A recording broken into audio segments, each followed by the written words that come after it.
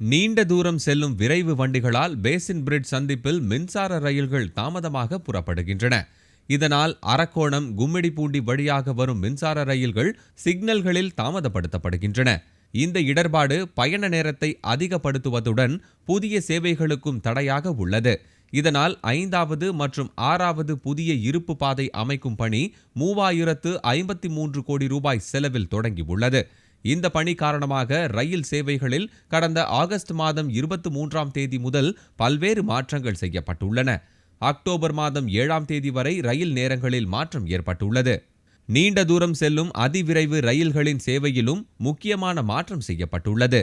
September மாதம் 6ஆம் தேதி தொடங்கி அக்டோபர் மாதம் 7ஆம் தேதி வரை 32 நாட்களுக்கு அதிவேக ரயில்கள் பெரம்பூர், வியாசர்பாடி, கொருக்குப்பேட்டை வழியாக இயக்கப்படும். சென்னை சென்ட்ரலில் இருந்து ஏறி இறங்கும் பயணிகள் பெரம்பூர் ரயில் நிலையத்தில் ஏறி இறங்க வேண்டும். மாற்று வழிப்பாதையில் இயங்கும் ரயில்கள் சென்னை சென்ட்ரலில் இருந்து இயங்காது. பெரம்பூரில் சுமார் 20 நிமிடங்களுக்கு இந்த ரயில்கள் நிற்கும். பெரம்பூரில் இருந்து கடற்கரைக்கு மின்சார ரயில்களை இணைக்கும் திட்டத்தின் காரணமாக தன்பாத், ஆலப்புழா பயணிகள் பெரம்பூரில் இறங்கி ஆவடி, திருவள்ளூர் சென்றடைய சென்னை கடற்கரை ரயில் இயங்கும். சென்னை சென்ட்ரல் ஹவுரா எக்ஸ்பிரஸ் சென்ட்ரலுக்கு பதிலாக சென்னை கடற்கரை ரயில் நிலையத்தில் இருந்து இயக்கப்படுகிறது.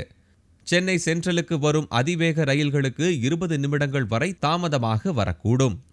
இதேபோன்று சென்னை புறநகர் ரயில் சேவைகளிலும் மாற்றம் செய்யப்படுகிறது.